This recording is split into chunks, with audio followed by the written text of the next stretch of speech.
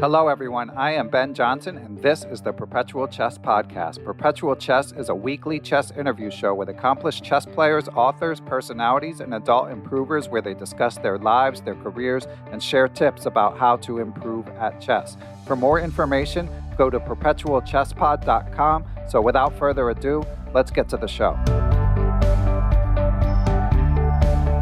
Hello, everyone, and welcome back to Perpetual Chess. Man, do we have a treat for you all this week. We are joined by the 14th undisputed world chess champion, the man who toppled the mighty Kasparov, one of the top 10 highest chess-rated players of all time. In 1996, he became the youngest player ever to become the world's highest-rated player.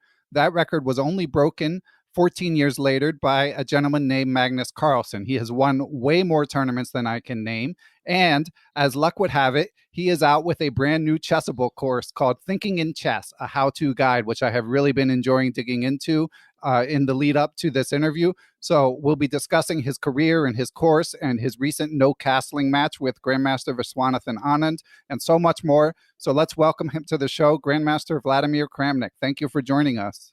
Yes, hello everyone. Hello everyone. The introduction was rather long and it sounds like I'm a patriarch or legend, as I said. In fact, I was always playing chess and I never had any really. I never thought that it's going to be as successful as you call it. I'm not even sure if it was.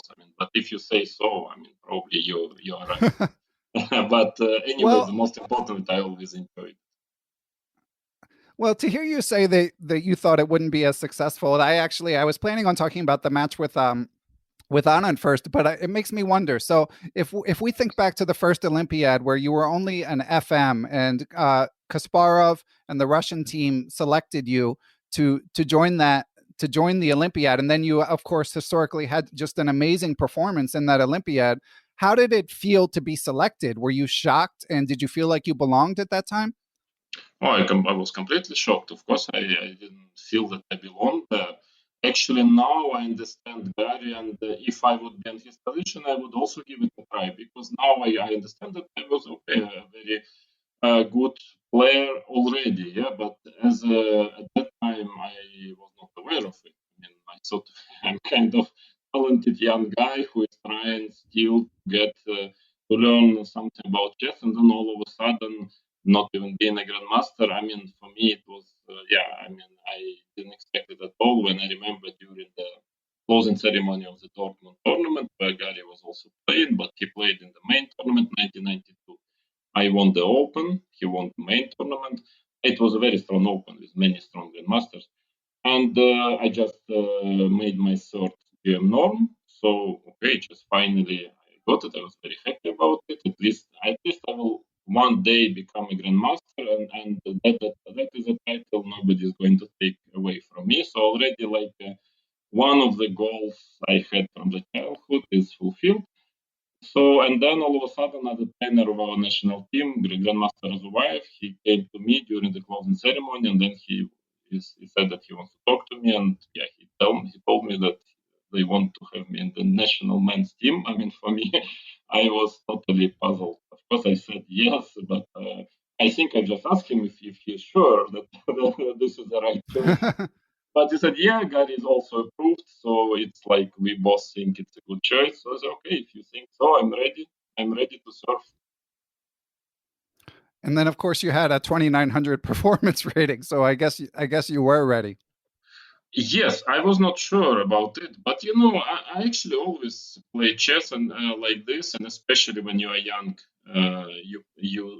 I think it's more even normal, I never thought of the of the result of am I good enough, not good enough. I just come and play. I like playing. I try, and okay, if I'm good enough, okay, surprise, pleasant surprise. If not, well, what to do? It means I have to work more, or maybe even I'm simply not good enough in general. So I always took it easy. That was maybe my strong point. That in a certain sense. Of course, if you are very determined about your result, about your very concrete goals, it also gives you energy and the push and so on. But from other point of view, it makes you crumble, so to say, in the right moment. I never cared. Okay, if I lose, I lose. If I'm not good enough, I'm not good enough. That's it. Yeah. I mean, so that's why, yeah, I actually came there, just played. I absolutely didn't know what to expect, whether I will be playing well, showing good result, or maybe total disaster will come. Okay, I just played, and I realized that I'm probably already somewhere in the middle of the tournament because I started 6 out of 6. So I realized that probably I'm ready for this level already. Right. Well, that's amazing to hear. Now, hearing you talk about, okay, you just showed up and just played, and maybe that attitude was part of what enabled you to have all the success that you subsequently had. And you talk in your Chessable course memorably about what a big influence Karpov was on you and how that was the only book you had as a kid. But I'm curious, Vladimir, how hard were you working on your chess away from the board? I mean, you love the game, you played a lot, but were you reading for hour after hour, or was it more of a sort of casual? I don't know if casual is the right word, but less rigid approach. It was not hard. I mean, even if it was a lot, maybe, yeah, time-wise, but it was not hard because I liked it. I mean, that's very important. Yeah, I remember as a kid, I mean, nobody ever, my parents never forced me to study chess. I mean, which, by the way, happened with some other top players, I know. But with me, I was forcing them to buy me books and so on. So I always enjoy it. And when you like it, when you find it interesting, it takes you. Then, yeah, especially as a kid or young man, you have lots of energy. So you can work for hours. And I have never, first of all, had a routine in my work. I mean, never had a kind of plan, how many hours should I work today or tomorrow. And also, I never really checked the time. I mean, when I was working, I don't know how much I was working. Maybe 3 hours a day, maybe six. I didn't, I didn't notice the time. Yeah? I was just working. So in this sense, I was lucky maybe because I liked the game. This is a very important. I mean, really liked it in the sense not only the result, which of course everybody wants to be successful in what he's doing, but I actually like the process. Also, strangely enough, the process of analyzing, working on chess, not only playing but also working. And so then, when you like what you do, time runs much faster and things are going much easier. That's what I think. And it's amazing to hear that perspective. And I'm sure some people uh, wish that they could feel the same way, because some people they love chess and they work hard on it, but they do try to have to measure the time. But I mean, it's amazing to hear that you sort of describe yourself as like a just a little boy lost, enjoying what he's doing, and then obviously eventually become a man. Which we've got a ton of questions from Patreon supporters of the podcast, so we're gonna I'm going to try to cover a lot of topics in the time that we have, Vladimir. So I'd like to bring it forward to the no castling match with Grandmaster Viswanthan Anand, which of course recently concluded. You guys played 4 games. He beat you in the first game, and the last 3 games were draws. What was your overall impression? Well, I guess, sorry, I should explain just for any listeners who aren't familiar before I get to the question. So Vladimir has been at the forefront of suggesting new chess variants that can be played. And one of the ones that he deemed possibly the best was no castling chess. And of course, this was in collaboration with DeepMind, the creators of AlphaZero, who used their program to test all these variants and see which ones led to the most sporting chess. So here we are, and these 2 legends played each other in a match, using a game, the same rules as regular chess, except you're not allowed to castle. So Vladimir, what was your impression of this match and of no castling chess as you got to play it under match conditions? Yeah, first of all, it was an experiment for me. I mean, not that I care so much about the result because I'm not playing chess professionally, anyways, anymore. But I wanted to try it myself. I already had a very clear idea about it because when we started with DeepMind and we even published a big, work, scientific study on it, like 100 pages. And it was just one of the possible variants, and I already understood that it's very interesting. But playing it, yeah, it was good. I think it fully met my expectations. I think it's a very interesting variant of chess, one of a few interesting variants, and I mean everybody can play it as well. So I should maybe talk a bit about how did I mean, start this whole project, if you want. Yeah. That'd be great. Yeah, I mean, the main idea was that, of course, chess is a great game and it's incredibly rich and interesting game. But as a professional chess player, and believe me, I'm by far not the only one, I started to feel, especially when engines were getting stronger and stronger, that on the high professional level, well, it's becoming more and more difficult actually to get a game. So the content, so to say, there is much less content in a game. It's not, it's not a problem or fault of professional chess players, but simply that many openings are deeply analyzed, and it's very difficult not only to get an advantage with white. That's already end of a story. It's already clear that there is no advantage. I mean, that it's objectively a drawish game, but also simply to find a way how to pose at least some practical problems for the opponents. And we see it quite often in top events that quite some games are just finished and uh, basically there is not much content in the game. Yeah. And a lot of time now in your preparation is needed just for very mechanical work, like analyzing, so to say, pushing the button and then memorizing all those computer variations. And uh, after that, trying to repeat them before games, like 2-3 hours. Every top player knows that he needs to spend a couple of hours before each game just to repeat these lines, just not to forget. Because if you forget and your opponent remembers, then you're done in a sharp position very often. And all this is basically quite often is finally in order to come there and to make all the best moves from your computer. Your opponent is doing the same, and then maybe you make a few more moves, but basically it's already clear that the game ends in a draw, and to have a draw and to prepare for the next game, which will very possibly go into the same scenario. So somehow I got it. Yeah, I think chess is not about it, not about that. I'm only talking about a very top professional level. I mean, where really the knowledge and the level of players is so high that, it's actually difficult to find any way to play your opponent sometimes. Yeah. So that came to this. I came to certain ideas how to change chess a little bit. I mean, especially considering quite a significant success of Fischer random chess.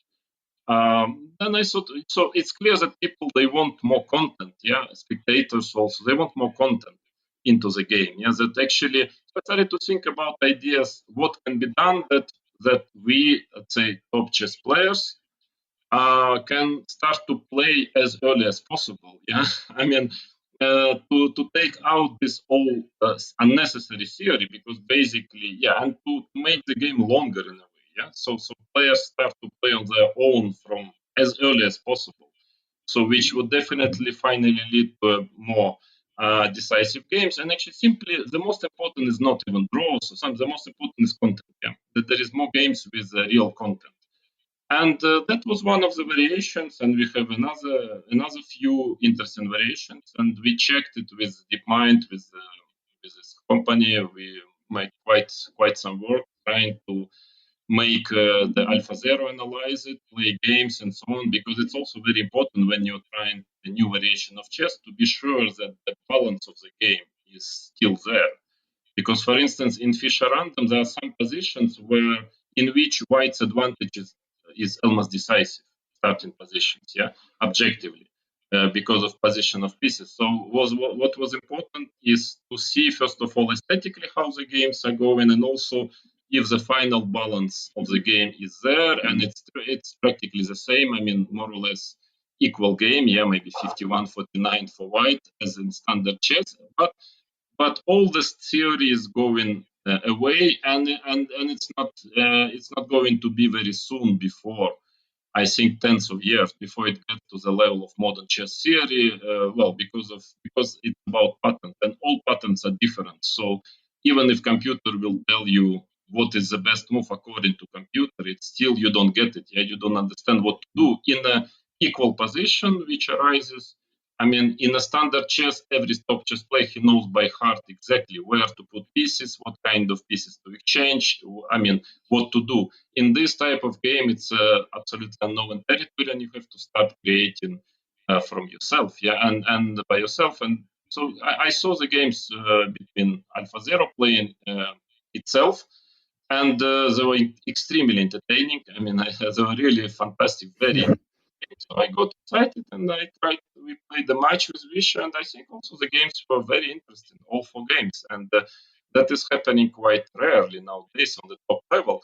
Finally, we actually had 3 draws, although normally, of course, there should be more resulting games. It was more accident, but that is not important. It's not about the result; it's about the content of the games. But I believe everybody who wants to check these games, they will find, the all four games were very hard fought and a lot of original ideas, tactics, attacks, counter-attacks. And I think it's very interesting chess. But I mean, again, my idea, the last thing I want to say is not to remove classical chess. Of course not. It's just to give an opportunity, a little bit slightly different variation, which actually is chess. In fact, it is chess because I want to say, by the way, I went through the history of the game, and actually the castle didn't exist. I mean, it's quite a late invention in chess. There was no castle in chess yet. So I have my certain ideas why they installed this rule. But actually, the original chess castle was not there, was not existing. But anyways, yes, so it's still chess, but it requires much more creativity and depth of thought from chess players, and you start to play much earlier, to play really, not to perform the computer preparation moves, but really to play chess. And yes, so I like it. I mean, but okay, again, it's for everyone to decide. It's just I personally like it. I wanted to give this to the chess community, and if they like it, okay. If one day they all like to play it like this, no castle or other variants, great. If not, there is nothing wrong with standard chess either. Yeah, we had a question from a Patreon supporter of the podcast, Kartik Tadapali, which I think you basically just answered, which is, will game modes like no castling chess really change the game? So it sounds like you're suggesting that's not for you to decide, but it's just another option. Well, you see, again, what is good about it, I also thought that it can be actually introduced in regular tournaments, because the world of chess is very, well, we must admit, very conservative, yeah. But if you are looking at many sports like volleyball, football, there are always some small adjustments to the rules. I mean, you know it all the time. Ice hockey, I mean, most of sports, there are some adjustments all the time. So, and in chess, for some reason, we have this idea that the smallest adjustment is a crime. Yeah, it's like a betrayal of the game. But actually, it is not. It doesn't change anything. The game is still the same.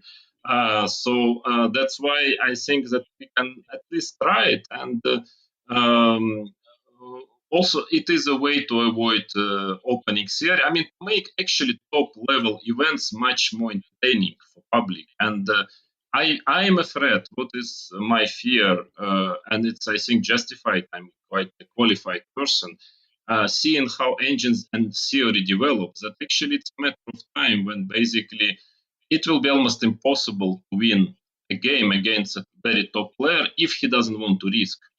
Yeah, basically, and that actually has quite dangerous consequences. So before we are there, and I'm sure we will be there, it's a matter of time only. Before we are there, I think it's better maybe to try to take some measures and to secure that chess will still be interesting and public will not move away from this beautiful game, and go watch something else because there are just too many draws or no content. And just the last thing, sorry, it takes a lot of time, but my answer. But the last thing, because what struck me at some point, I started to think about it. You know the game of checkers, yeah? Yes.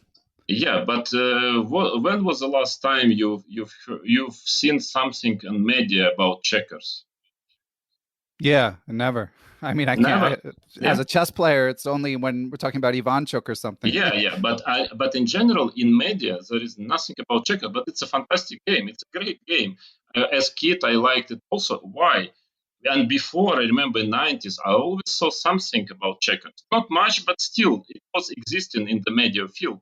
But the last time I remember my own experience, the last time I've seen something about checkers was a report about the World Championship match in checkers, where basically it was already such a level, yeah, of players that basically they were making all draws. There was simply no decisive game. So usually World Championship matches would come like 16 draws, then another 4 draws in a rapid chess, and then maybe somebody wins in blitz, yeah, and that would decide the title. And okay, then you see the problem is that checkers is a game which used to be at least liked a lot by public. By it's played in many in many families. It's a very nice game, especially for kids.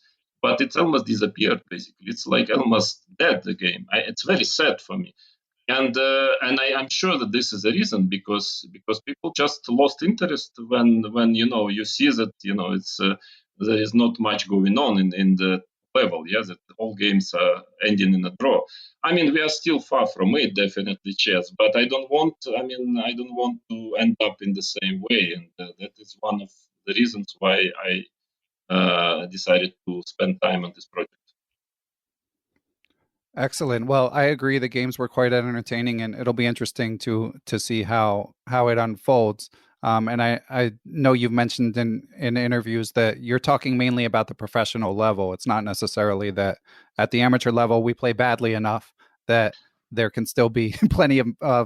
mistakes and decisive results. And as you say, it's not just about decisive results, but entertaining games. But yeah, at the professional level, I see what you're saying, and that But gets into. you see, so Sorry, go sorry, ahead. just yeah, because as in checkers happen, what I mean that unfortunately, what happens in professional level can really damage amateur level, like with checkers. Yeah, there are much less people Right. playing checkers now at home because there is much media support of checkers, and finally, it goes to all levels.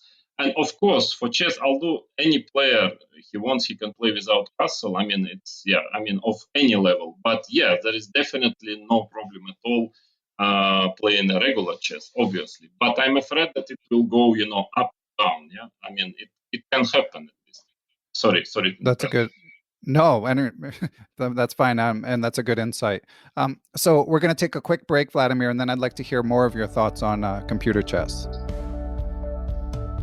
Perpetual Chess is brought to you in part by aimchess.com. If you haven't checked out aimchess.com by now, what are you waiting for? What AimChess does is it collects your games from the major chess sites and then gives you actionable advice of how to improve your game. It might be to work on a specific opening or to get better at endgames or improve your time management or whatever it may be. And then it gives you related puzzles to help you improve that specific skill. They are constantly improving the site. They recently added blindfold tactics, time management training, common checkmate patterns. So there's so much to do there. If you decide to subscribe, be sure to use the promo code Perpetual30.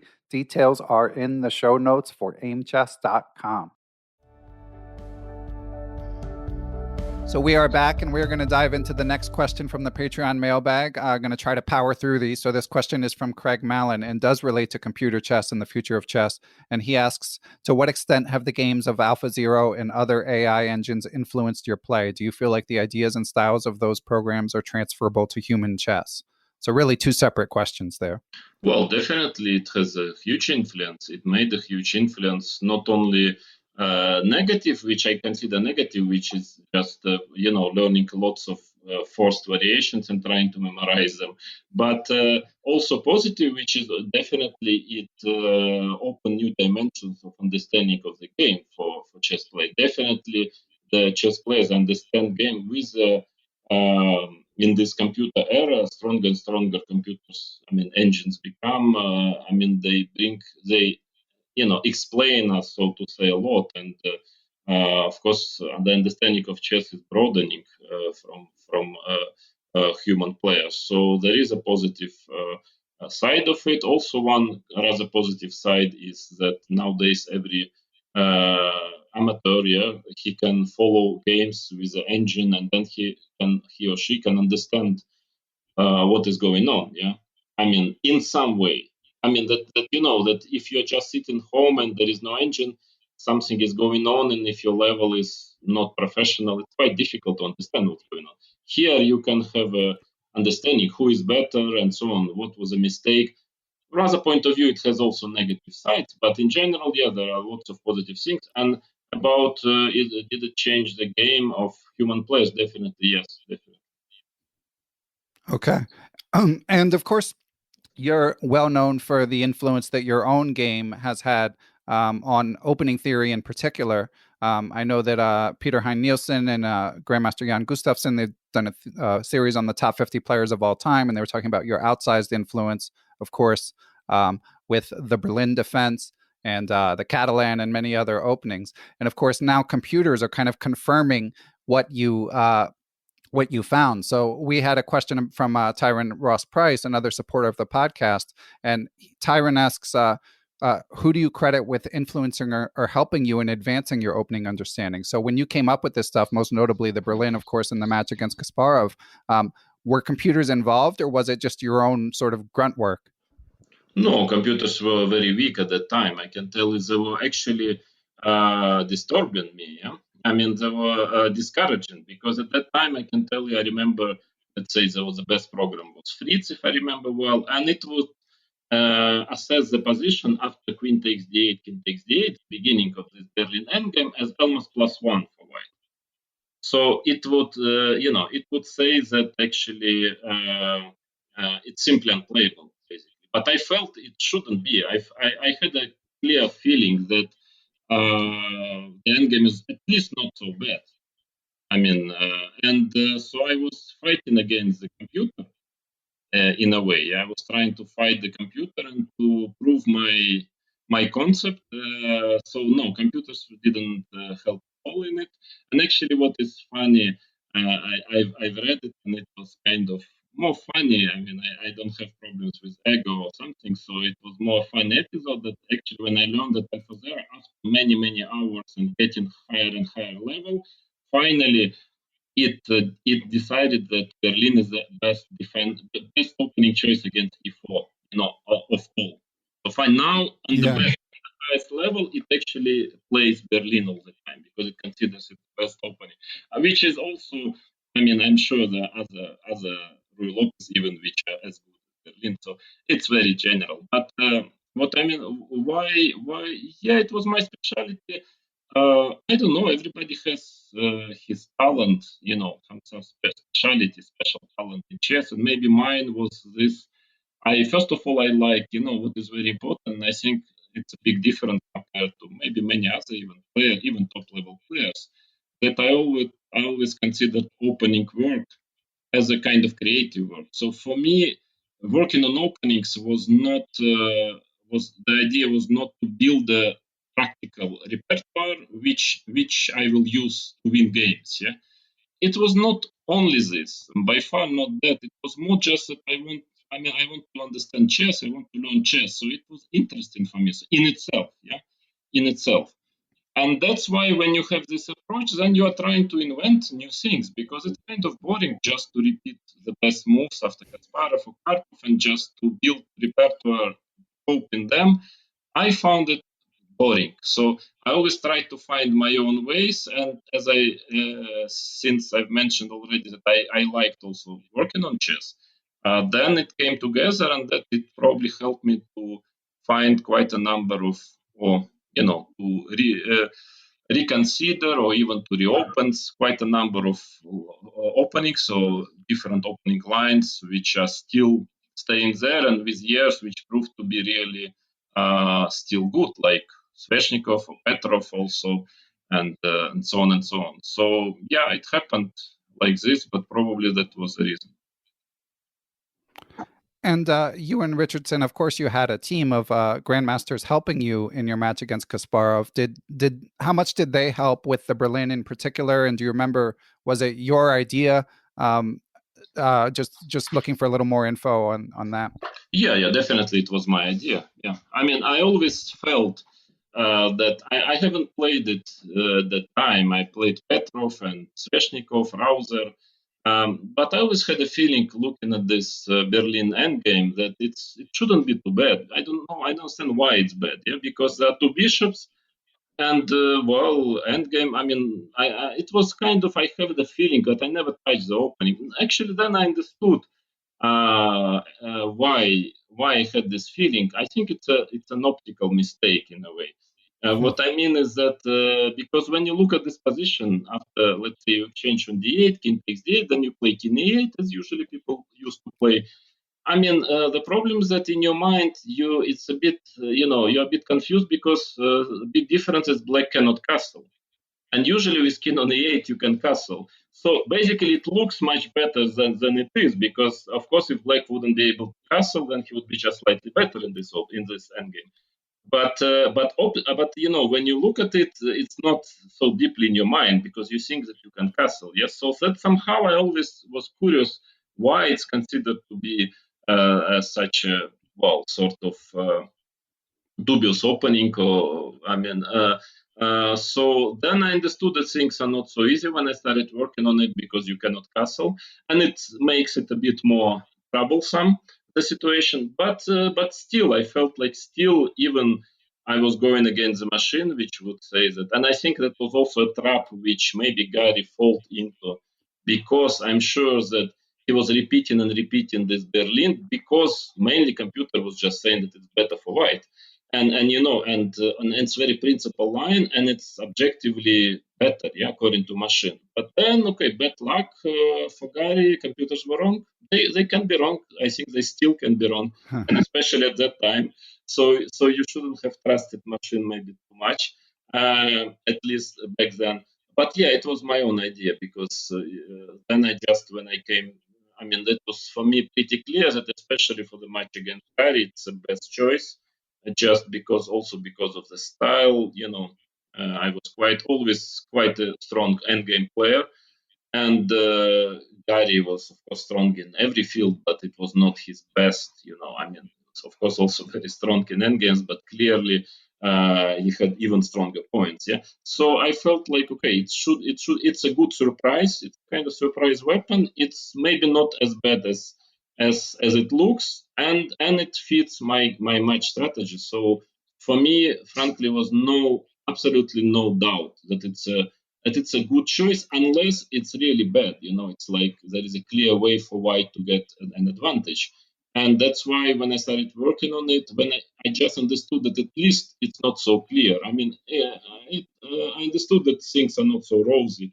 It's not so easy to equalize either, but there is no obvious way for white to get an advantage. I mean, it's a very complicated, strange position, and that for me there was no doubt that I'm going to play it.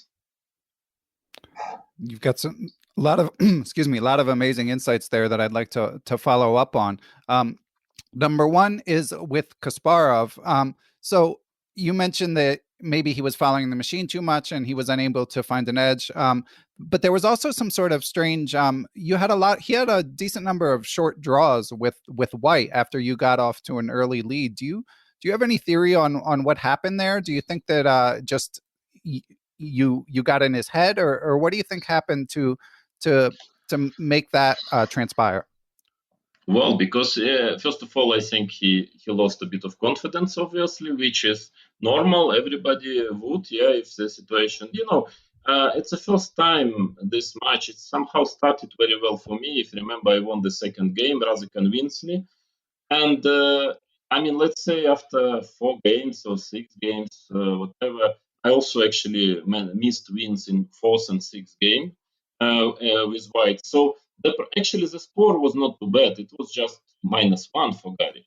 But I think that's what I think now. That looking back, that actually what was more difficult to hold, I mean, more difficult to take for him, was that actually and then maybe this was the first time in all his World Championship matches that, let's say, after 6 games, he's playing worse. I mean, it's not that he's just -1 accidentally. That's not a problem. You can always win game. But actually, he feels like he's inferior in this particular match. I mean, I don't play in general, and that is a very difficult feeling to take, especially from such a player who is absolutely not used to this. Yeah. And that was maybe that shaped his confidence. And also, yes, he started to be very, very, how to say, cautious. But of course, short draw was quite a lot of short draws he was making just because he couldn't get anything out of the opening. And then when the position was equal, he, I think it was in a way right decision because in this situation in the match when you're -1, actually not losing a second game is more important than winning a game because -2 situation becomes really dramatic. And -1, especially since he had draws in the match, yeah. So in case if it was 8-8, he would keep the title. It's almost nothing. So you can always get your chance. But when you're -2 already, it's really becoming very critical. Yes. So I think he is a very experienced match player. He understood it, and he didn't want to take too much risk before the last games of the match. So I mean, so there are some quite logical explanations. There is nothing mystical in it, or you shouldn't search for some outside of chess explanations. I think it was pretty I would say normal and also quite expected from me. I mean, I knew he's not going to take much risk before, so but then he lost the game 10, and then already he was going all in, and actually it was putting a lot of pressure on me in the last part of the match. Okay. Yeah, I didn't have any crazy outside theories, but I did think that maybe since Kasparov sort of had anointed you in the 90s, as we mentioned with the Olympiad team, and then, of course, you worked with him in the 95 match with Anand, which I want to circle back to. So I thought that maybe because he had sort of felt all along that maybe you were going to be the person that would topple him, that when you got an early lead, there was like a sense of fatalism that maybe set in. Well, this sense of fatalism can be, but again, I think he respected me a lot as a chess player, maybe even too much. Actually, because I always thought that, for instance, Vishy Anand is not worse than me at all in any sense. Yeah, but for some reason, Right. in two of us, he always like somehow was valuing me. I could feel higher a bit. Yeah. For no particular reason, frankly. But of course, but it's also it's not only this, but sometimes it's you never know what is going on in your head, and you have somehow he felt like it wasn't. I always when I played him, even in the 90s, he was never so confident as playing with other players. I noticed it strangely enough, because even before the match, we had quite a few games when, as white, he made short draws with me. I mean, just played the opening, there was nothing special, and then he would just offer a draw or something. So he had a lot of respect. So it was, I mean, I think his game, besides, of course, he's absolutely brilliant chess player, and his chess is phenomenal, but also a big part of it maybe was this kind of confidence, and kind of destroying the confidence of your opponent. And probably he felt in a way that I mean, he cannot destroy my confidence because I don't have any. There is nothing to destroy. I just come there and play chess, and for me, always playing Gary or other great players was, it was a fantastic opportunity. I always was very happy when playing Gary. I mean, to fear, why to fear? I mean, I know he's great, he's better than me, let's say, in the 90s especially. And okay, if I lose, but I have such an opportunity to play with a great player and to learn from him and to try my best. So I was always, and I never had even a shade of fear or something. And that was maybe something quite unusual, because most of players, they still maybe care a bit more about result, or they have this idea about how strong is your opponent. I actually never had it in my life. I can open you a secret. I never cared. I mean, okay, even if my opponent is stronger than me, but in one particular game, I am good enough to win one particular game always, against any player, any color in one particular game. So why not this game will be exactly that one? So that was my understanding. Okay, maybe he's better than me, but I have my chance, and I'm just trying to use it. And if not, okay, he's better than me. He wins. Congratulations, great. So that's why maybe it was a very kind of again special, unusual approach, and he didn't feel this how to say, this psychological advantage which he usually had and felt probably, during games with other players. And that also was maybe shaking a bit his confidence and making him not kind of uncomfortable, but I mean, was a little bit out of his normal routine in a way, playing me. That's my one of possible explanations. But first of all, he knows better himself if he would ever tell it. Of course, I don't know. But in any case, it is as it is. Yeah. So I mean, but I can tell you last thing about it is that all players they have the minotaurs, the kind of the nemesis it calls, the players who are very difficult to play with for no special reason, you just play badly against this player. I have mine as well, and every top player has such a guy in his pocket who is not better maybe than some others, but for some reason, especially against him, you are doing badly for some reason. And it's like fate, you just cannot do anything about it. I mean, you can still win games from time to time, but all in all, it's a very difficult opponent for you. And I felt that Gary, it was from the very beginning because I managed to beat him already when I was 17. Actually, at some point, I won 3 games against him in a matter of 5 months. 3 games. I mean, he was usually losing maybe 2, 3 a year, and he lost to me when I think in '94 was it? Yeah, in '94. So I was just 18. So he lost 3 times again. So it's like, and maybe it was also something which shook his confidence somehow. Yeah, because somehow he felt that, I'm this kind of guy who is for some mystical reason, he cannot find keys, for some reason. Okay. Well, thanks for those amazing insights. Yeah. And just one more thing tangentially related to this topic. When you mentioned the fact that you sort of overrode the computer evaluation in your assessment of the Berlin against Kasparov, and mentioned that it's still important today, I wondered, is there anyone that you notice in the modern game who has a tendency to sort of look deeper than the engine and find creative opening ideas? Well, now it's becoming more and more difficult, and that's why I came up with those variants of chess, because computers are way stronger than at the time, and they're almost always correct in a way if you just push the button. But the point is that, I think, I see that not everyone, maybe not even a majority, even of top players, especially young, they understand that it's not about so much the objective assessment of the computer. So okay, equal. If it's equal, it's still a game. Finally, you have to play a game, and if the position is not comfortable for you, if you don't feel comfortable, so to say, you better play slightly worse position, but which you feel, which you like in a way, which suits your style, and you feel comfortable with, then completely equal, but you somehow don't know what to do in this position, and that element is very important, I believe. And I see that, for instance, Magnus, he understands it very well, and he is very careful about it. I'm sure, but most of, especially very young players, for them actually the goal of the preparation and chess analysis is to achieve 0-0 with black or 0.1 with white, and that means good preparation. But I even when I give some sessions to talented young kids, I always explain them that it's not the goal, not the goal at all of your preparation. The goal is of course not to get too bad position out of the opening, but finally to get the feeling of the coming position in the middle games, because from some point on you will have to play it over the board.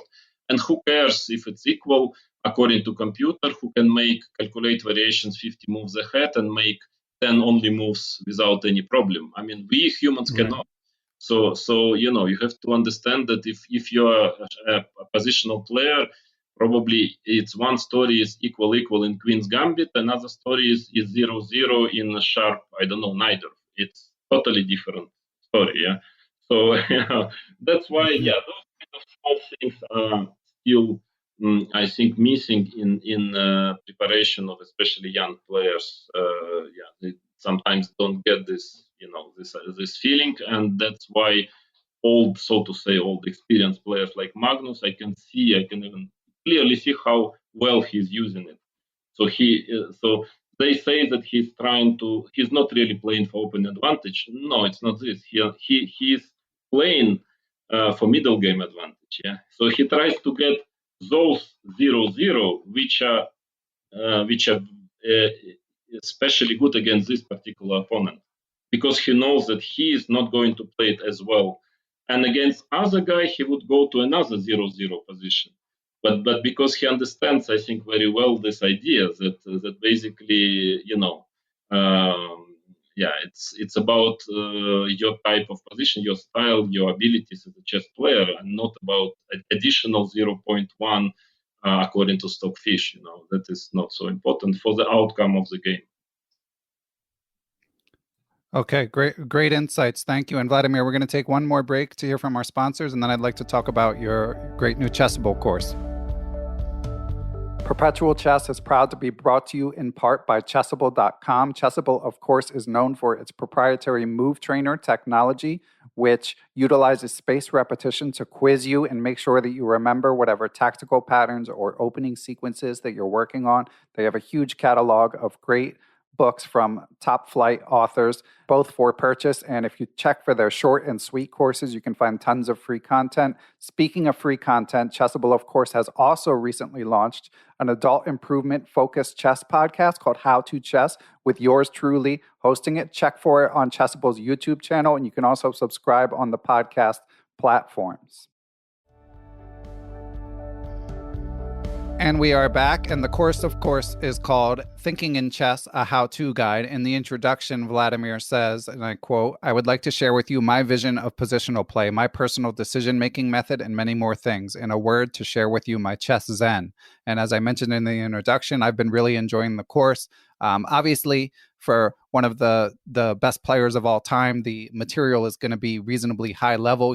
Vladimir does explain things in a way that I think is accessible to all levels. But in terms of finding the moves, I, as a 2100 player, did not have a very high batting average, I have to admit. Although when he explained it, I learned a lot. So, Vladimir, could you explain a little bit about? Actually, I'll ask you Dima Spivak's question. So thanks for supporting the podcast, Dima. And Dima wrote in to ask you, what is it about quiet moves and the less flashy parts of chess strategy that appealed to you enough to make it the topic of your first Chessable course? So first of all, what I want to say that it's don't worry if you didn't find all the best moves in those examples I was given in this course, because most of the games were games of mine, and most of the times my opponents, top chess players, also made mistakes. They didn't find the best moves. So those training is really for very, very high level chess players. I mean, if you find even half of the best of the right answers from those positions, you are probably 26 plus player. So it's not my idea was not to make it a sportive competition. I mean, what is important that I want to invite all listeners of this course to think about the position, to try to find solution, because they're very complex, they're very deep, very subtle often, with a lot of ideas. I mean, it's not like solving a mate in five, yeah? It's much more complex. So basically what I wanted is that people who are listening to this course, in the meantime, because I give a lot of explanations and my vision of different positions, of different elements of chess, that in the meantime they also have a training, that it's like interactive, that they don't just listen, because I really believe you need to train also at the same time. But again, I tell you that it's a very difficult subject. My examples are complex, complicated, and subtle, so don't worry if you don't manage to solve them. And why is this course? Well, first of all, I've finished playing professional chess, and I have time now, and I would like to share, certain, throughout the professional chess career, a lot of years, I've worked a lot on chess, but also I thought a lot about chess. Yeah, I mean, trying to conceptualize, to structureize in my mind certain elements of the game. And one thing, for instance, which I'm totally convinced, basically, the thing is that again there are no kind of huge discoveries that I found a way how to play chess. No, it's there are no secrets. It's not there are no big secrets. It's not something you can understand and then you just beat everyone, become world champion. It's a long process, getting better in chess. But anyway, what I think is important sometimes is to speak it out, so to say, so to structureize in your mind something which you actually do subconsciously, without being aware of it. Yeah, but I always thought that it's very helpful to get the awareness of it. So in a way, to put all this thinking process into words, that you actually know what you are doing, actually, that you are aware of your process, and then first of all, it helps you to improve a lot. And secondly, it helps you to, so to say, to cure some problems, if you have, because you actually kind of understand the path. Once you understand the path, how you got to a wrong solution, then maybe it's easier to find that part of the chain which was broken there. Yeah. So in a way, it is this, and why is this element, especially prophylactic chess? I would say because it's the most difficult to believe in. It is the most important. The most important because, as I mentioned in this course, I believe that once you start to think about it, actually, practically the whole game, what you are doing is that you're trying to understand what your opponent wants to do, and actually your move and vice versa, the move of your opponent is always a reaction of the move of the other player. And basically, it very much depends most of the time on which exactly move he made and what he wants to do next. So that's why I always had this kind of prophylactic thinking in essence. Yeah, I mean that's one of my main messages which I try to deliver in this course, as simple as it sounds, maybe. But it is very important to get it deep into your mind, if you want to improve in chess, that actually chess is a prophylactic game in itself. That understanding and preventing the plans of your opponent, or the threats of your opponent, is actually more important than realizing your own plans, because it's much more difficult. And that is what, and I'm showing lots of examples, and in some of them you can see that it's like this fight is going on every single move for 20 moves in a row. Every single move is actually both players are fighting against plans or ideas of the opponent. And of course, that is, one of the most difficult elements in chess, I believe, to master. But improving in this element, independently on your level, whatever level you are, will pay off more than in any other element of chess, because that is something which is happening every time. I mean, many times in each game, when actually you're trying to understand what your opponent wants and trying to prevent and so on. I mean, otherwise you can of course study opening. That's all good and it's necessary. But then this opening might not appear on the board. You can study some combination or some beautiful attacks, but position, it's Queen's Gambit, and position is very quiet. Yeah, but almost every game, every day you play chess, you are facing this element of chess, is trying to go deep into the position to understand the strategic points of the position and to understand what your opponent wants to do, how exactly, and then to coordinate your play, your plan with having this in mind. So I believe it's a core of the game of chess, and easy to say, of course, but difficult to realize is to explain how, because it's something very subtle, very difficult to structureize it in a mathematical way. But I tried, and I'm giving a lot of examples. So if you want, during this course, I tried to explain how I see the position, why I play this move. I mean, going very deep into the position, And maybe for many listeners, it would feel like it's too complex, too complicated. But in fact, shouldn't be too worried about it, because the main idea is to get the feeling, because everybody will do it on his own level. Then you improve, then you do it on the better level. Still not perfect, because nobody is perfect. Then you improve again. Then you get to the next level. Like in all other elements of chess. But this is the core of the game, as I've mentioned already, and it's important to start with a solid base. And what I want to present is a solid base. I want to show this in full depth.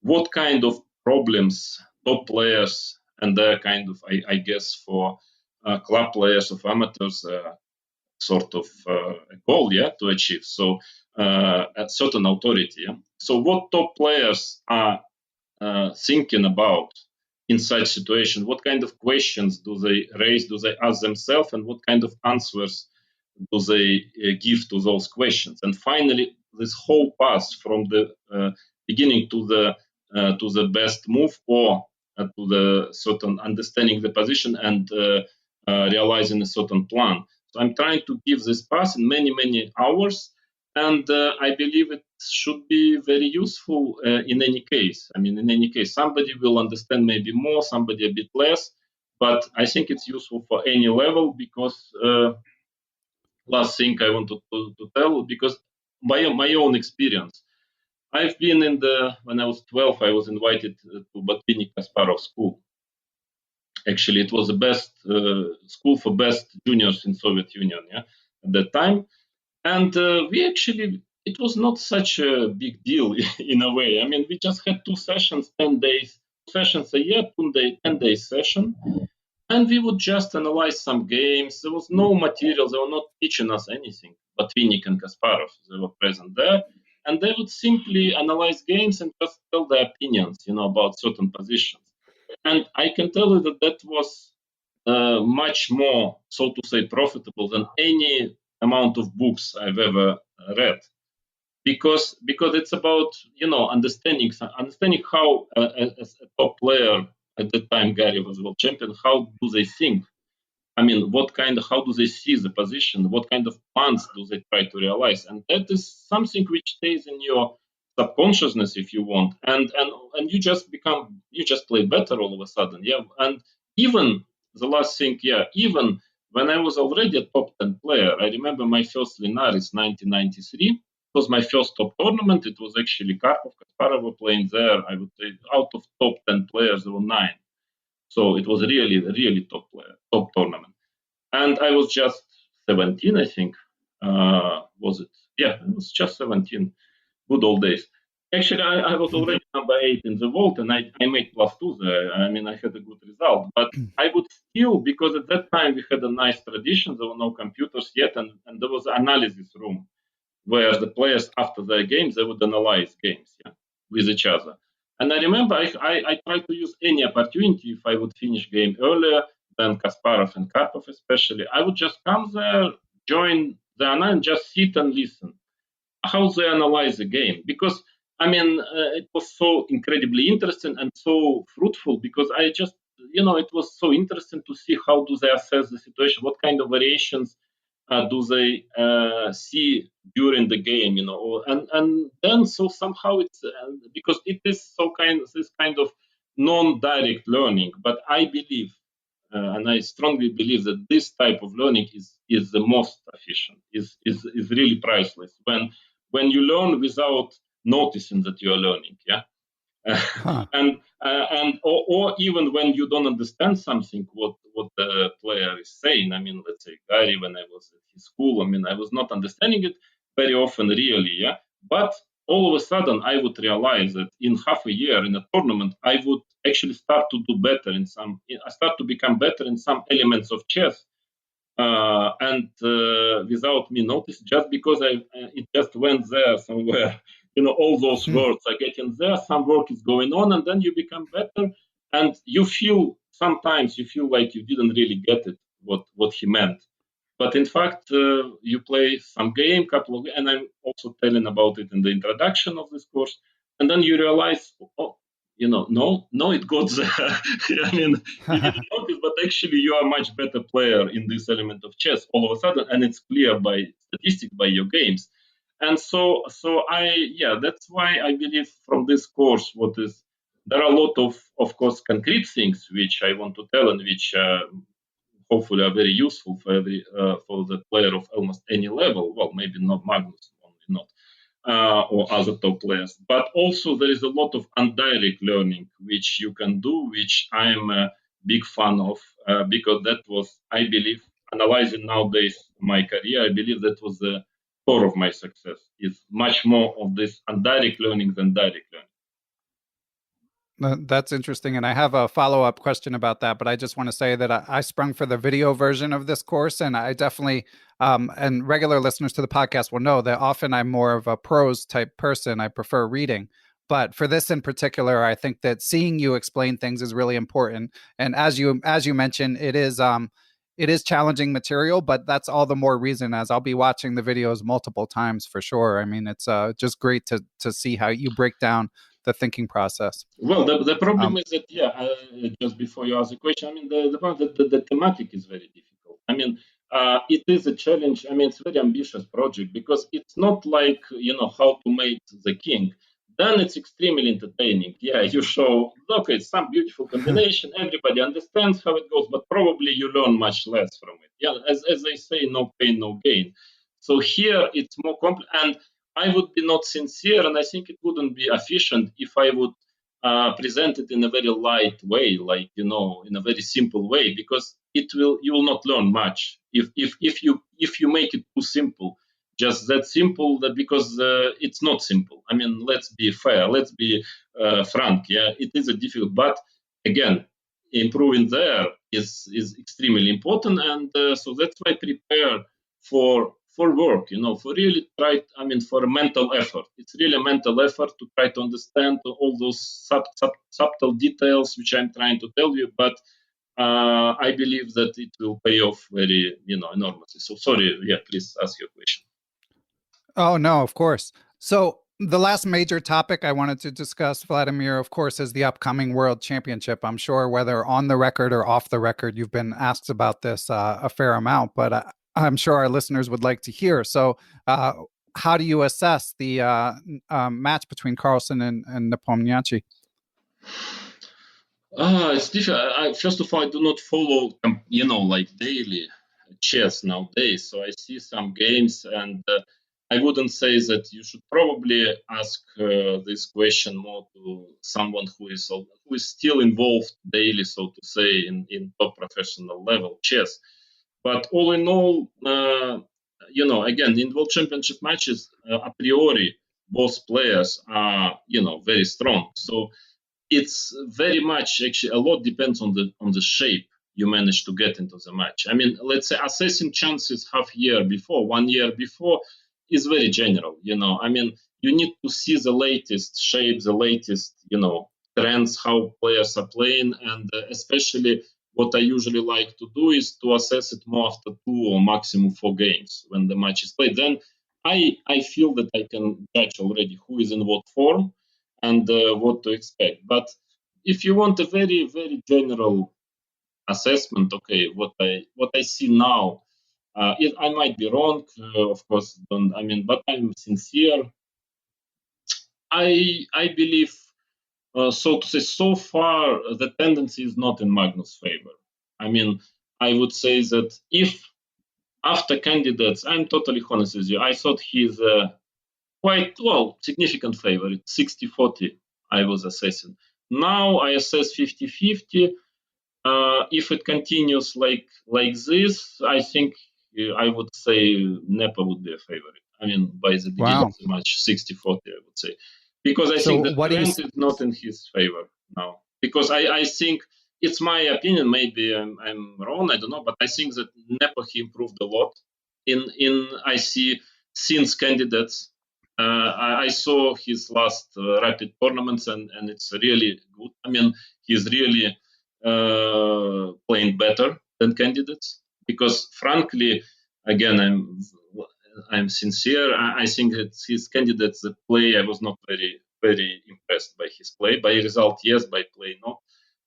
But now he's really playing better. I mean, now he's a really serious force. And again, being honest with you, I think that with Magnus, the tendency is other way around. I think that, of course, his skill level is very high, but I believe that, yes, his play deteriorated last year. I mean, pure play. I don't talk about results, in my personal opinion. And so it's like two trains which are going, in opposite, and somehow it's like one is going like this, another going like this, and maybe even if started here, but they're already here, And if the trend continues, it can get there. You see what I mean? So if I would be Magnus, I would very seriously think on how to change this trend, because if he does it, he would still be a favorite. If not, it can end not well for him. That's my opinion. But Okay, and as we might be very original and a bit abstract, and but I'm check the games, and frankly, in Magnus play, I start to see a certain mistakes which I've never was doing before. Of course, it's still fantastic level. I mean, Magnus is a genius. It's absolutely true. But I see some very, very, dangerous for him things happening. And wow. so okay, if he managed to get rid of it, it's one story. But it's been already for some time, and it's not easy when it takes a long time, to change the trend. Of course, he's capable. He's an absolutely magnificent player. Yeah, but for now, I would say that. So at this moment of time, I would consider chances as completely equal. At this moment of Wow. time. That's fascinating. And we should say for listeners, we're recording this on July 28th. It's and the World Cup has just reached the final 8. So the form that Magnus shows in these subsequent matches could alter this assessment, of course. It's a fluid situation, but I appreciate your insights. Yeah, that was, by the way, based on this event, because my personal, again, maybe people will be feel that I'm biased. I'm not actually, or feel that I'm too harsh. But I think that I'm not convinced with his play in the World Cup so far, and it's kind of. But there is a very important Stavanger tournament. I believe that would be very interesting for me and for others probably to see.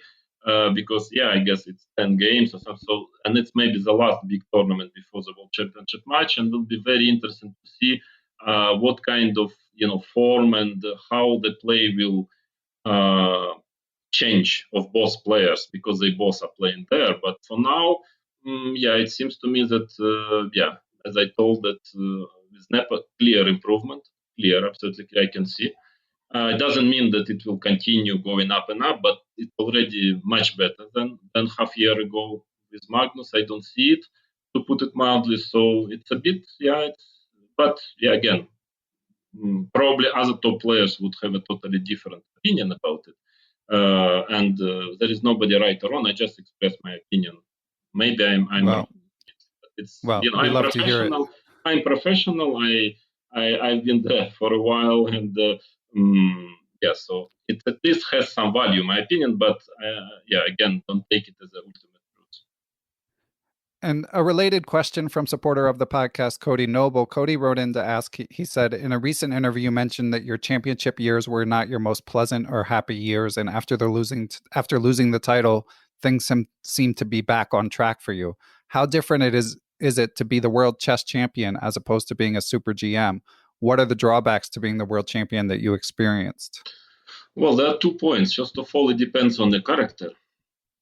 I mean, I'm not a character who was searching for fame, for glory, or for public attention. It's just not my type of person. So for people who are happy, I mean, who like it, who likes it, and there are some, for them probably it gives an additional push, being a world champion. For me, it was more of a minus, but mainly we have to consider the situation there. I mean, it's totally different to what is now. Yeah, now there are clear cycle. Everything is clear according to the rules. Right. When I became world champion, it was such a total mess with different titles, with different FIDE, classical, with a lot of fights, a lot of intrigues. Frankly, lots of forces fighting against me personally. So it was not a funny, a funny world championship, I would say, period. Yeah, in this sense, it was extremely interesting, and I'm frankly, yeah, even if from the chess point of view, there were good moments, but it could have been better, my world championship period. But I'm very happy with what I managed to achieve, the unification, and finally that we came back to a normal cycle when everything is clear, everything is according to the rules. I really set this goal for me and met a lot of uh, had a lot of problems because of it, because it was not really to everyone's taste. Let's put it this way.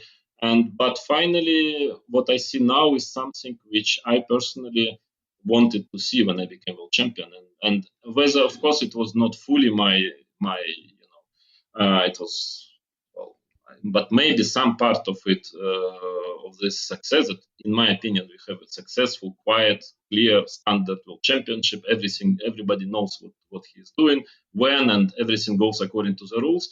For maybe young audience, I have to mention that it was by far not the case at that times, and you can check Yeah. of historical materials on it. So. Actually, yeah. So I mean, for nowadays world champions, it's of course definitely easier. So maybe if I would have been world champion now, maybe yes, maybe it would have been less difficult than at that time. But at that time, it was quite something with a lot of strange things happening when I was thrown out of the world championship. When I even at some point my rating was from the rating list. There were quite some stories. Yeah, I was very uncompromising in my position, and that was causing some reactions from different sources. So it was tough time, but good times. I mean, all in all, I'm very happy that I had this experience. But I don't wish any world champions like Magnus now, and maybe some in future, to go through all this again. I hope it will not be needed anymore. Okay, excellent insights. Vladimir, we're over time. I have three more questions, I think, from the Patreon Please, mailbag. please. Would you be okay to? Sure. Awesome. Thanks so much. So the first one is from David Lazarus, who asks, he says, do you believe it's possible for players past their 60th birthday to compete in the top echelon of chess right now? I mean, what do you mean by top echelon? Become world champion? Definitely not. Being in top 20? No, probably not. Top 100, yes, probably. No, because after all, chess is also, it's not only about knowing how to where to put your piece. It's about being able to do it physically. Right. No, what I mean that chess is a game of concentration also, and the game of chess requires a long ability to concentrate in a long period of time, and that is becoming more and more of an issue with age. I mean, that is a problem. It's also, of course, health, some other priorities. You have kids, family. That's also, yeah. But the main point is that everybody with age starts to experience some more and more concentration lapse, yeah, because you just all of a sudden, your physics, whatever your nerve system, maybe who knows what, but it doesn't hold it so well anymore. So from time to time, you just start to make blunders. I mean, terrible blunders, and I started to notice it after 40 myself, and just absolutely, which has nothing to do with chess, with your level. It just at some point like switch off for a few minutes, and then you switch on, but it's too late. Yeah, and when it starts, usually happens more and more often. Then it's just difficult to compensate. Yeah, because it's like you're giving handicap to your younger opponents who are also very strong. Yeah, you're like giving 2 points from the beginning of the. You know that there will be one or two games when you just uh, totally lose concentration at some point and will probably just blunder. and they will not. So at the beginning you're -2 with us. It's very difficult to compete. Yeah. So I mean those things, but you can still play on the high level, of course. Yeah. I mean you. As I think Vasily Smyslov once put it, he said that okay, once somebody learns how to play chess well, he will not unlearn. Yeah, he Yeah. will not forget it. But then it's also about performing, and performing it's also sports. Yeah, it's not only a game; it's sports, and it's also very demanding, even physically. So that's why, yeah, I feel now. I think my understanding is still, yeah. I mean, on the high level, theoretically, I can fight with almost anyone now, but practically, I just don't have the energy and the concentration for it. Yeah, makes sense. And on a related question, Joe Salmon wrote in to ask, "What are your thoughts on last year's Legends of Chess?" Now, that was a invitational tournament with lots of legends of the game, like yourself, Peter Lecaux, Boris Gelfand, Peter Svidler, Vasyl Ivanchuk, excuse me, as well No, it as was. top Mhm. players like Magnus and Anish. No, Go it ahead. was it was a great tournament. I really liked it. I mean, it was very tough because 9 days in a row it's not easy, of course, at our age. But it was a great event. I would love to participate again once, in such an event. But of course, yeah, it requires. I would need to prepare even physically and to hold this tension. But actually, for me, I think it was very interesting event. The only problem, I mean, again, don't take it as an excuse, but it's just true that actually it was quite bad circumstances for me because it was, I think, in July or August. Yeah, I think was played, Yeah, and I'd it have to was in check. July. Yeah, and it was exactly the biggest hit we had, in Switzerland. And in Switzerland, you cannot have actually air conditions at home inside the apartment because of this. It pollutes the air or something. So basically, it Wow. was like every day 30, 35. And yeah, I was frankly, I was very often taking shower in between games because just I was sitting with the towel nearby me, so from time to time I would take away so and then just run to a shower to take a quick shower before the next game. So it was a little bit difficult on top of very strong opponents and of course me already not playing at the level I used to play. Even though I actually had good chances to qualify for the last four, I didn't manage. But all in all, I enjoyed it. It was difficult, of course, but I enjoyed it, and I would love to repeat it. I think it's a very interesting event.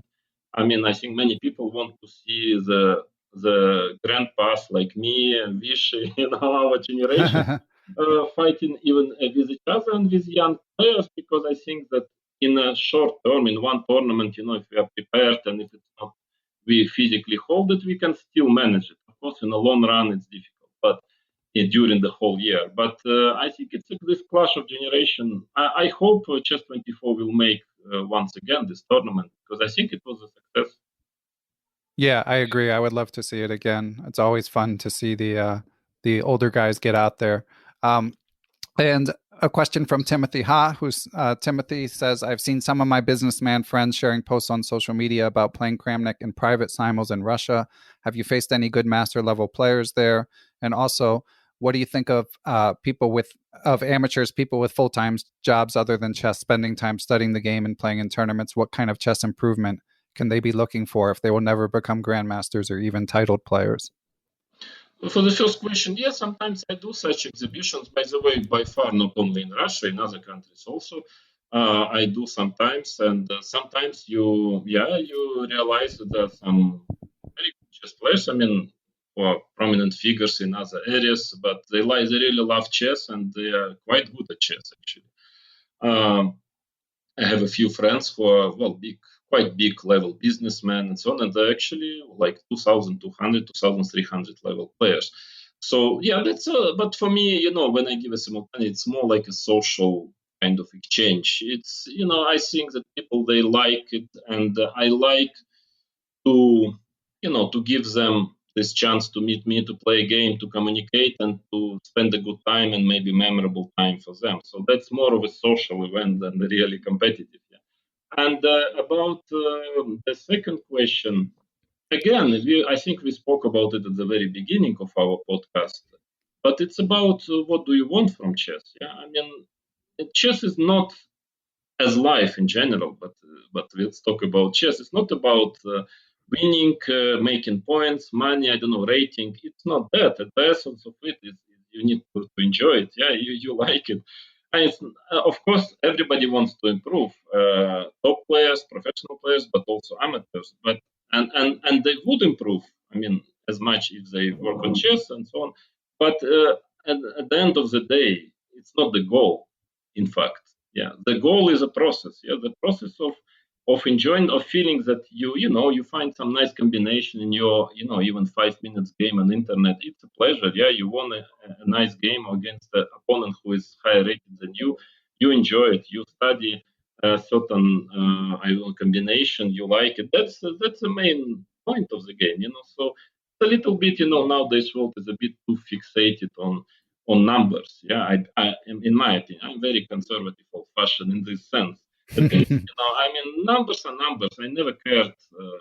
I mean, what am I standing? In the history of chess, or what is my rating?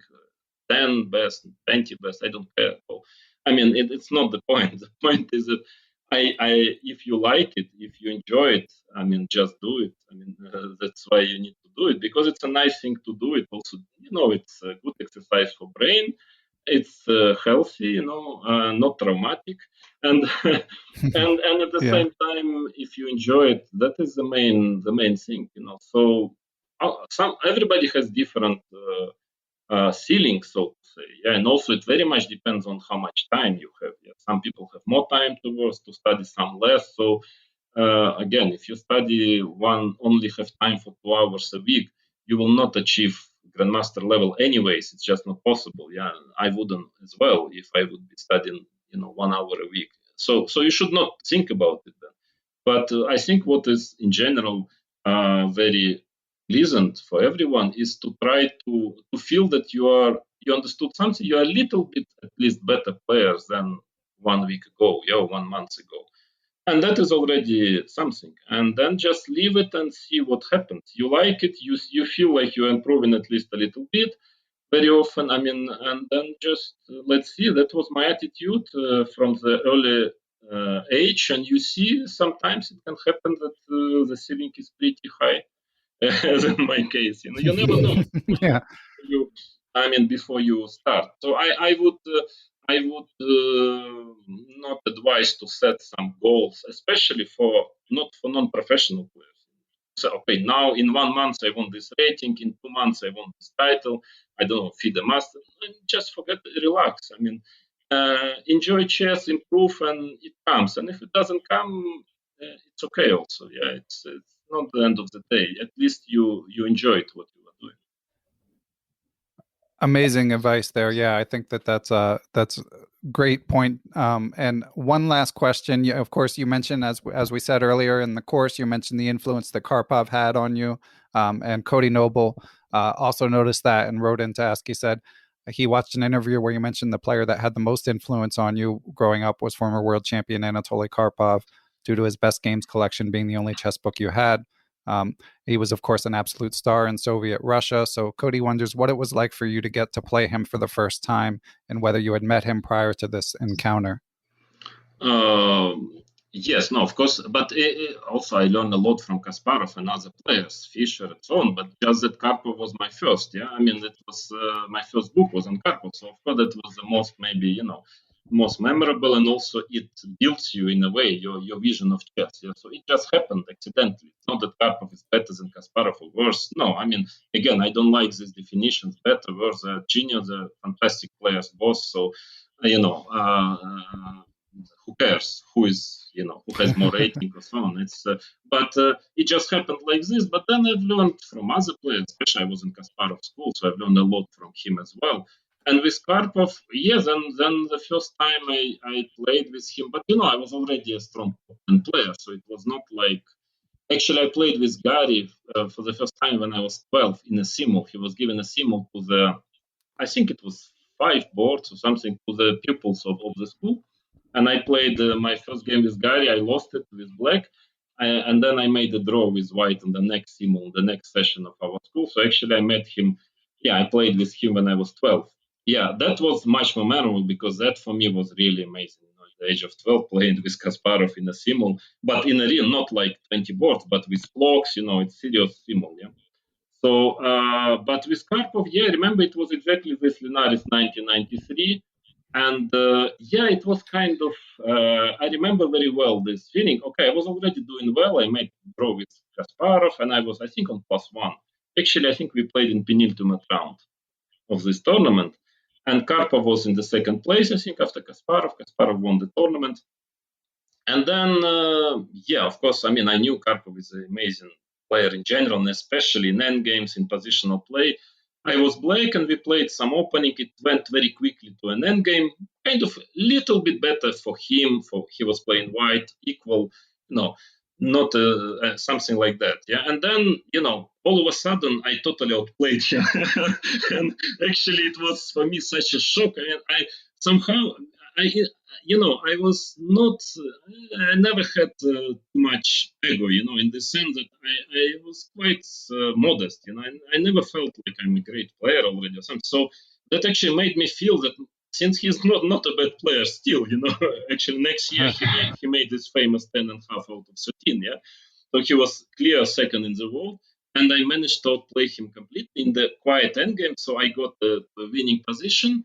Then the game was adjourned after 60 moves. It was still adjournment. The last, I think, big tournament I played with adjournment. And then it was probably winning, but he had drawing chances in a very interesting endgame, which I analyzed the whole night. But then he was defending incredibly, just finding all the time only moves during the next day. And I was probably a bit tired because I had barely slept. And finally, he managed to save it. I think like it was more than 100 moves. So, but in a way, it was very memorable game. I think there is on internet even a photo of us playing this game. And of course, from one point of view, disappointing because I should have won, and I was, I was winning at some point already by force. From other point of view, it was incredible lesson, and also I was proud that I could actually, not only fight, but actually almost beat such a player with black at the time, and but also a good lesson of how well such players they defend. For me, it was amazing because I never yet faced such a level of resistance, and that it seems lost, but it's finding only moves all the time. It just doesn't let me win by force. During like 40 moves in a row, and one day you make a mistake. So it was a very instructive, very memorable game for me. That's true. But then we played a lot, and finally, okay, not as much as with Gary. Of course, I played much more with Gary, but with Karpov we played. Yeah, I mean, classical, maybe like 15 games, something like that, I think. And finally, we had equal score. We won twice each, and the rest were draws. But then he already got older and he kind of retired from chess. But yeah, it was, of course, the first one by far was the most memorable. Yeah, I remember very well. Even analyzing this endgame at night in my room. The whole night. Even I remember exactly the endgame. Actually. So yeah, that was wow. And did you talk to him after the game much? Of course, of course, because he, I mean, at some point, because when finally he managed to make a draw, and he just immediately, when we agreed to a draw, he pointed out at some point that I could win just immediately by force. He said, if you would play this move, I was going to stop the clock. And wow. and I saw, but and actually I was probably just tiredness because it was a very simple trick, because okay, I thought it doesn't work because of something, and then I just missed a very simple trick, which, so actually, of course, I saw this move, it was the most natural. So actually he kind of put the salt on my right, you wound, yeah. but yeah, when telling that actually if you would play this, which of course was my first game, he was going to stop the clock. but in any case, yeah, it was of course all such things, meetings with top players, with such great players, listening to them, playing against them. It's all in all, it's priceless, yeah, because they teach you, even if they don't want to teach you. I mean, even it's not the intention, but actually they do. If you have the ability to learn, if you have this kind of mind which swallows this kind of lesson, which understands, what is going on, what was your mistake, and so on. So they teach you better than anyone else here. So in this sense, even one game was extremely educational. Amazing. All right. I swear this is the last question, but Sure. hearing you say that made me remember. You, of course, as we mentioned earlier, worked with Kasparov in 1995 for his match with Anand, and Nepomniachtchi has worked with Carlsen a bit in 2012 and 2013. So hearing you talk about what you absorbed from people made me remember, do you feel like it gave you a competitive advantage in the match that you'd been on the inside seeing Kasparov prepare? And do you think that might be the case for Nepo as well? No, the competitive advantage, if any, there is no objective competitive advantage, because I think he have learned more from about me than I learned from him, because actually I was, showing him some lines, analyzing for him. So I mean, but obviously he was just busy, having with the other task, which was at that time more important, defending his title. But finally, it's about who learns more. I mean, from it. Yeah, there's no objectivity, but in any case, we shouldn't overestimate this. This kind of understanding, working together, understanding a player. Because especially if we're talking about Nepo and Magnus, it's been almost 10 years ago. They're totally different players already. Chess have changed a lot. Right. So okay, you can maybe if you're more like refined in the sense, you have better feel for it. Yeah, maybe you can draw certain general conclusions about a player, but first of all, very general, and secondly, it can also be misleading, because a player and a person can change a lot since then. And you might maybe base your preparation or base your ideas how to play against him. If you are doing it based on your experience 10 years ago, you can actually make a big mistake, because you can all of a sudden come to a match and face a totally different human being and a player. And so I don't think it is, I think you can learn much more by deeply analyzing games of your opponent during the last 2-3 years. That gives you much more information than. But as to Gary and that time, I'm not sure it gave me too much of advantage, or actually that I drew so many conclusions out of it. No, I mean, what it really helped me is to understand how to work. I mean, the intensity of work and the depth of it. Yeah, that was something new to me, and that gave me a lot. And actually, just half a year after working with Gary for this match, I became number one in the world. I mean, I just raised like 30, 40 yellow points in half year, because somehow, but not because I was using zero openings, because actually all openings were not part of my repertoire. So there was nothing I used opening wise, but just, I understood something about the working process in general. Not necessarily for the World Championship match, but in general, the discipline and the intensity of work. That was really very profitable for me to learn. Yeah, but but I don't think it made any really big effect on the result of the match finally with Gary 5 years after. Okay. Good to know. And yeah, that's the kind of insight we can only get from you. So just want to thank you for all of your time, Vladimir. This has been absolutely incredible, a real honor for me.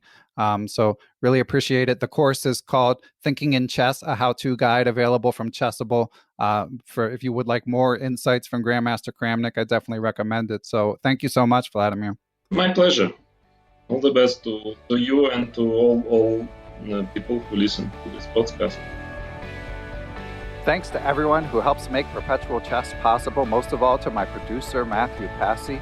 I also would like to thank everyone who helped spread the word about the show. Did you guys know that there's still people who have not heard of the Perpetual Chess podcast? There's even chess players who have not heard of the Perpetual Chess podcast. So we need to fix that, and the ways to do that include writing positive reviews on podcast platforms or YouTube comments, telling friends. All that stuff makes a difference in helping spread the word about the show. But of course, I most of all want to thank people who provide financial support to the show. Without you all, Perpetual Chess would not be possible. So without further ado, I would like to give thanks to the following people and entities. Chessable.com, David Lazarus of LazmanChess.com, coach of Dave's Young Tigers on Lichess. Quality Chess Books, the Capital City Chess Club, the Abysmal Depths of Chess blog, Adapta Interactive Web Designs and Services, Apprend Chess Twitch channel, Aniti Deer, Austin Clough, Benjamin Porteau, Bill Sigler, Kathy Carr, Chad Oliver, the Charlotte Chess Center, the Chess Central's Chess blog, Chessmood.com, Chris Flanagan, Chris Lott, Dan O'Hanlon, Daniel Heath, Danny Davidson, David Mitchell, David Schreiber, I am Dimitri Schneider, I am Eric Rosen, Eric Tam, Farhan Thawar, Faraz Sawaf, Gary Foreman, Glenn Downing, Greg Harfst, I am Greg Shahadi, Gregory Gulick, James Holyhead, James Kennedy, Jay Garrison, Jeff Martinson, Jeff Schaefer, Jeremy Nielsen, John Jernigan, John Rockefeller, John MacArthur, Kevin Forsyth, Kevin O'Callahan, King Cell, the King's Crusher YouTube channel, Lucio Casada Silva, the Law Offices of Stuart Katz, Matthew Feeney, Michael Can, FM Michael Oblin, Mr. Mike Shahadi, the famous Mr. Dodgy, the Nerd Nays Twitch channel, Grandmaster Peter Prohaska, Peter Sodi, Philip Flummins, the Playmore Chess Academy of the Hamden Chess Club, Reuven Fisher, Ross Crossland, Seattle Chess Club, Shane Unger, Stefan Kelty, Stephen Martinez, Sven Gierson, Thomas Stanix, Thomas Tachenko, Todd Bryant of StrongChess.com, Todd Kennedy, the Vintage Patzers, which is a Chess.com improver group, Wayne Beam, William Hogarth, and I also would like to thank Ace Vallega, Adam Ralph of ChessEngland.com, Adrian Gutierrez, Al Hastings, Alan and Maggie Sue, Alex Pejas, Alexander Markovitz, Antonio Cancino, Antonio K. Leonfort, FM Andre Terakov, Dr. Andrew Perry, Angus McLeod, Barry Hessian, Bill Juniper, Bill Moran, Bill Trammell, Brad and Andy Rosen, Brett Howard Lynn, Brian Chase, Brian Mullis, Bruce Scott, Brian Tillis of Palm Beach Chess, Cameron Davis, Chad Hilton, Chess Patzer Spain, Dr. Charles Snodgrass, Chris Kiefer, Chris Wayne Scott, Christopher Baumgartner, Christopher Chabris, Christopher Wood, I am Christoph Zalecki, aka Chess Explained, Coach J's Chess Academy, Costa Carras, Courtney Fry, Craig Mallon, Daniel Ginsberg, Daniel Naylor, Dave Saylor, David Blaskotchek, David Brown, David Hamblin, David Cramley, Dalen Shelton, Tennis Parrish, FM Donnie Ariel, Dwayne Edmonds, Ed Daly, Ed Mead, Edwin Rodriguez, Ethan Smith, Evan Rosenberg, Ewan Richardson, Ian Mason, Felipe Melo Padilla, Fox Valley Chess Club of Aurora, Illinois, Francis Letarte Lavoie, Dr. Frank Tortoris, Frank Zananis, Gary Andrews, Gary Lewis, Gautam Narula, Gene Stewart, George Harris, Giovanni Russo, Han Shu, Harish Srinivasan, Howard Vihan, Jacob Kovac, Jason Apollo, Jason Murray, Jacques Perry, James Aspinwall, James Benastia, James Muir, Jason Woolham, Jaydeep Chakrabarty, Jeff Anderson, Jeffrey Martello, Yep Hoyland, Jerry Wells, Jesse Takumos, Jesse McNulty, Jim Ratliff, Joe Dasano, Joe Valdez, Joel Thomas Ramos, John McAdams, John Tully, Juan Almagar, Dr. John Fallon, John Fernandez, John Fontaine, John Hartman, John Jeffrey, John McMurtry, Jonathan Slater, John Quist, John Tully, Jose Rodriguez, Justin Gardner, WGM Jen Shahadi, Joel Rocky, John Thompson, Grandmaster Josh Friedel, I am Kare Christensen, WGM Katerina Nemtsova, Kelly Palmer, Kevin Pryor, I am Kostya Kvyutsky, Krishna Gopala Krishnan, Kyle McAvoy, Larry Cook, Larry Ryforth, Laura Boyovsky, Macaulay Peterson, Maria Amelyanovas, aka Photo Chess, Mark Shaves, Mark Fitzpatrick, Mark Miller, Mark Wilkins, Marco Bulatovic, Martin Knudsen, Martin Krug, Matthew Tedesco of SeattleChessMeetup.org, Matthias Plock, the Mechanics Institute Chess Club of San Francisco, Michael Allard, Michael Hudson, Mike Clem, Mitchell Fabian, Nate Goebel, Nate Solon, Neil Bruce, Negma Malajanov, Nicholas Isabel, Olaf Mueller-Michaels, GM Pascal Charbonneau, Passy Passanen, Paul Bain, Paul Clarkson, Paul Sweeney, Paulo Santana, Peter Lux, Queenside Management Limited of Switzerland, Randall Temple, Ricky Grijalva, Richard Hallenbach, Richard Tucker, Robert Callahan, Robert Tichy, Robert Turner, Rory Coleman, Roy Yearwood, Ryan Berg, the Say Chess YouTube channel and publishing empire, Scott McKinnon, Scott Rose, Sean Krause, Sebastian Finsterwalder, Sergei Makagan, Seth Ruzica, Sean Tracy, Silver Knights in Richmond, Stefan Roller, WGM Tatev Abrahamian, Thomas Brown, Tim Brennan of TacticsTime.com, Tim Seymour, Timothy Ha, FM Timothy Wall, Tobiah Rex, Tom Edsel, Tommy Farron, Tony Rotella, Tyron Price, Vishnu Srikumar, William Brock, William Peterson, FM Zhao Cheng of Chess1000.com, and Zhivko Storyanov. Thanks to you all for the support, and we will catch you all next week.